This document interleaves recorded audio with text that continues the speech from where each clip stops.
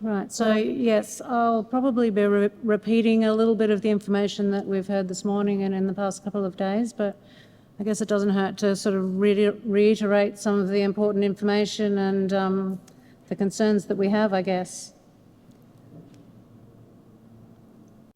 So I'm going to be giving an overview, fairly brief overview of the situation in Queensland, just providing an update on the work that we've been doing, work that we are planning to do, and a little bit of reminiscing, which is probably a little bit unusual after only 10 years, but that's the situation, unfortunately, with myrtle rust. So we've also been fortunate to be involved with the Environment Restoration Fund project, working with ANPC and with the SOS New South Wales team. That project went for about 14 months.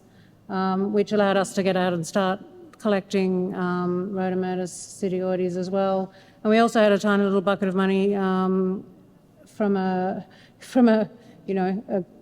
organisation that wanted to clear some rhodamnia for their quarry expansion. So they gave us some money to go and collect the trees, and it's an uncomfortable scenario, but it's probably going to happen more and more.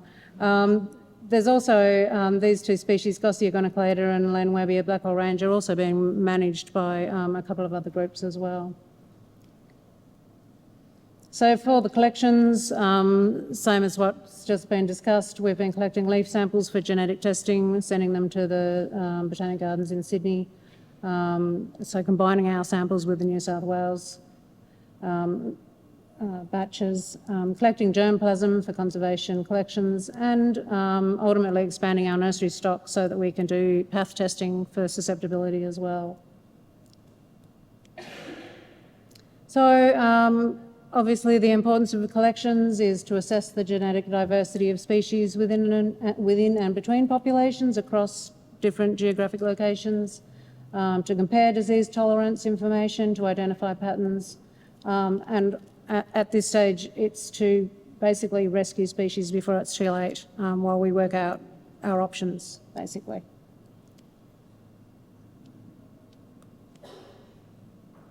So the little map in the middle shows the area that we've been collecting, and on the right-hand side is sort of our range from Harvey Bay down to the border. The purple ones are Myrtaceae and the green are Rhodamnia rubescens, and this is what we've collected so far.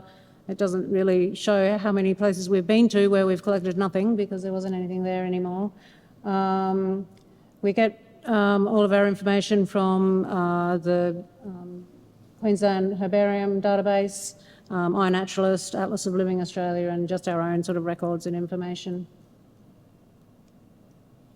So Myrtaceae, we now have 96 leaf samples sent away. 10 of those are actually from a single site where there were some healthy trees, and we got a bit carried away wondering, how much diversity was in that little population. And we have 86 plants, mostly from suckers. There was myrtle rust at all but 3 of the sites. Symptoms ranging from dieback, to new infections, and we haven't seen any mature trees. We're happy when we see those healthy ones on the left-hand side. That's a good that's a good collection site with some healthy suckers. We probably more often see the ones on the right, just these sad little plants with 2 or 4 leaves in these sandy creaky areas. When we first started collecting, we were looking at data from the last 10 years. That's gone by the wayside pretty quickly. We were sort of looking at 4 to 5 years, and that's now becoming obsolete. 2018 is, we're often not seeing anything there.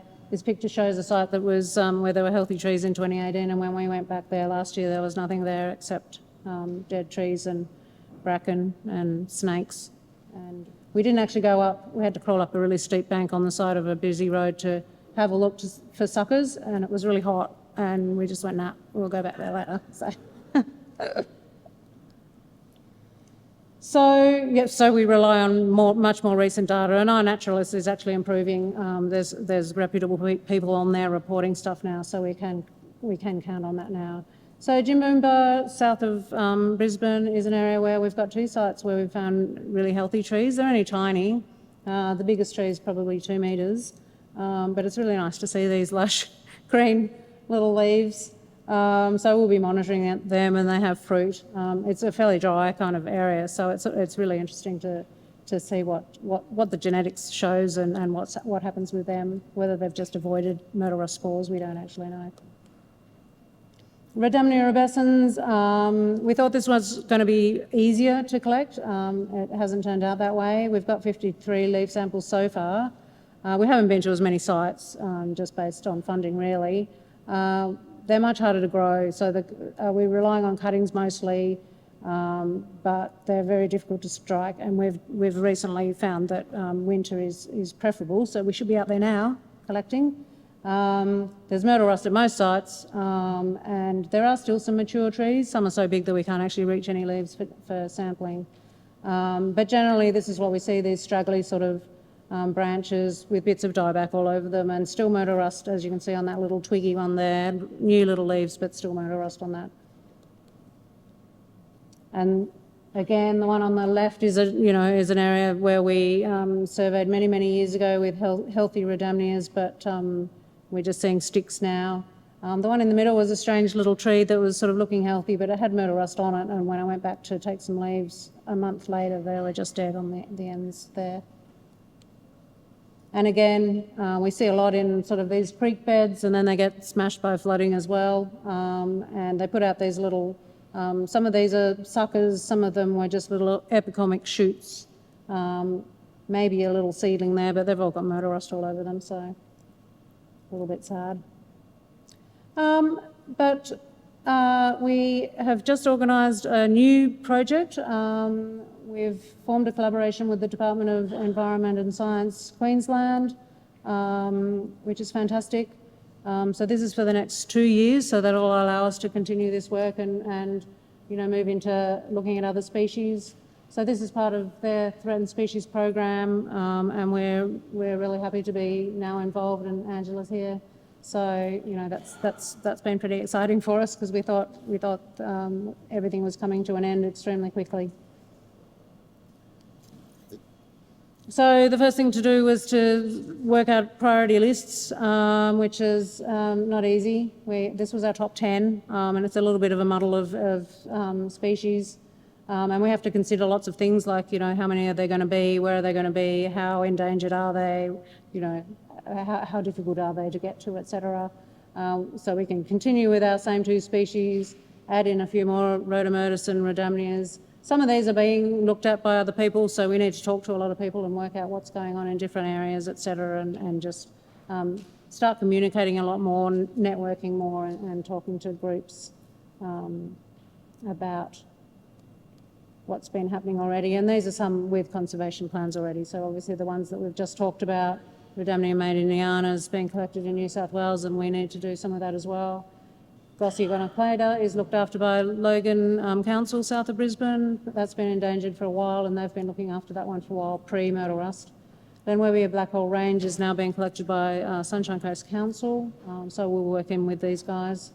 Tristaniopsis exiliflora has had a student project, and that's going to continue now with some NESP funding starting this year, hopefully. Syzygium hodgkinsonii, I don't know much about, but it's had some genetic analysis, so I'll just put that there sort of for reference, really. And then this is our next 9. I don't know why I did 9. Obviously couldn't make a decision on a 10. And, the usual suspects, Rhodamnias, Gossias, Eugenia reinwardiana. We haven't really looked at any of these over more recent years. And then the reminiscing, when we're trying to put together these lists, we start to think about all the old lists and what we've seen and where we've been. As I've written there, we had a list in 2011, we had another one in 2013. We've discussed it in papers. Angus has mentioned it in his papers. Jeff's mentioned, all the susceptible ones for years. And the impacts on many of them are still unknown. Like, we haven't been able to have a look. We haven't been able to get out to see what's going on. And we're only just collecting Rhodamyrtaceae, Sidioides and Rhodamnia rubescens in time. And I was really shocked when I was having a look at my notes and realised that those 2 species were only actually listed by the EPBC in 2020. I thought it was a lot longer ago. I mean, it was 2016 in New South Wales, I think, but, yeah, that's crazy, and it takes so long to do. As with Rhodamnia rubescens, there's too much dieback now for us to get cuttings, and we are actually thinking about discussing possibly spraying some so that we can regenerate them to get cuttings if necessary. So this was our 2011 list that we, used to discuss in forums, etc. And as you can see, that was a year, 6 months in Queensland. We already had earmarked these ones as extremely highly susceptible. Does anyone remember Gossia inifloia? That used to be our target sort of species for looking in nurseries and gardens, and it used to get absolutely smashed. And the picture on the right is 2012, and we don't see it anymore. But we haven't even looked at the wild ones. This was a nursery variety, so maybe a little bit extra susceptible, but we've got no idea what's been going on with that species. And then 2013, we had our extremely susceptible list on our website, etc. So, similar ones there. That's Australia-wide. It includes the gelatin wax, etc.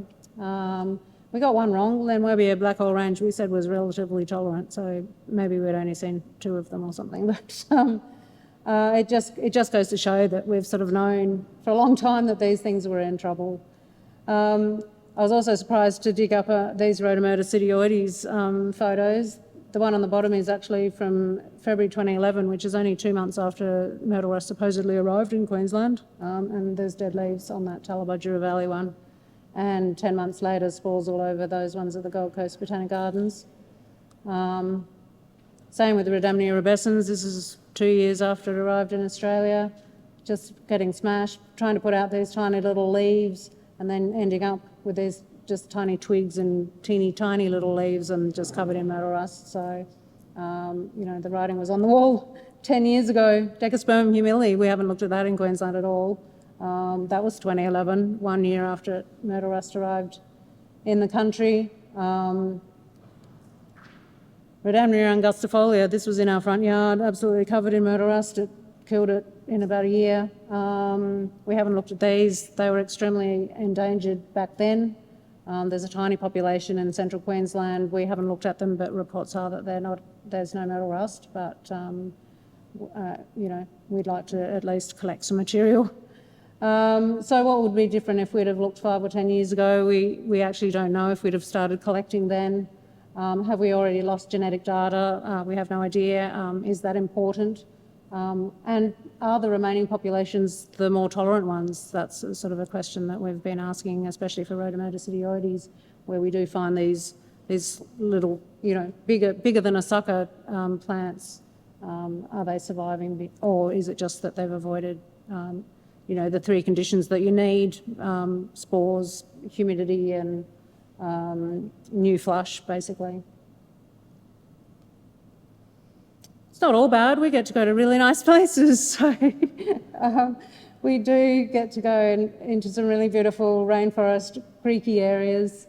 So that's sort of, makes us feel a little bit better, despite the leeches and the snakes and the ticks. We've had all of those. And we also get to work with some really fantastic people. It's been really fantastic the last year, and obviously the myrtle rust community is fantastic. Please let me know if I haven't included you on this list, and we intend to expand this list as we engage more. Now that we have a little bit more funding for the next 2 years, to get the help that we're going to desperately need, because we can't do it with just 3 of us. And I think that's it. Thank you.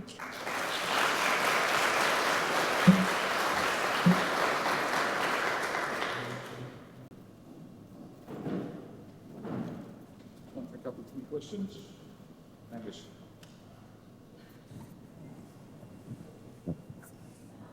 Nice talk, Fiona. Thank you. It was an interesting trip back down memory lane to really highlight how quickly things turn for some of those species, And obviously there's a bunch that we have no idea what's happening to. And I really like to see the synergies that's going on between the 2 states. I've got 2 little questions or comments. That photo of the Myrtaceae, I was going to say nice photo, but it's probably not really a nice photo, but with a sea of ferns or something, I think, a bracken fern. Is that a normal, did that come up after everything died there? No, that was there before apparently. In the 2018 database, it said there was the bracken fern underneath, so... I just wondered whether it was one of those sort of weedy things that comes in after. Yeah.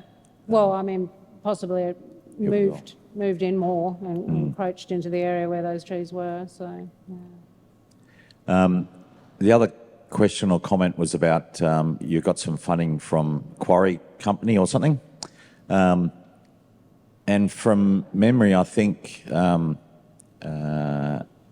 Alcoa had pumped millions of dollars into phytophthora dieback in Western Australia over the years.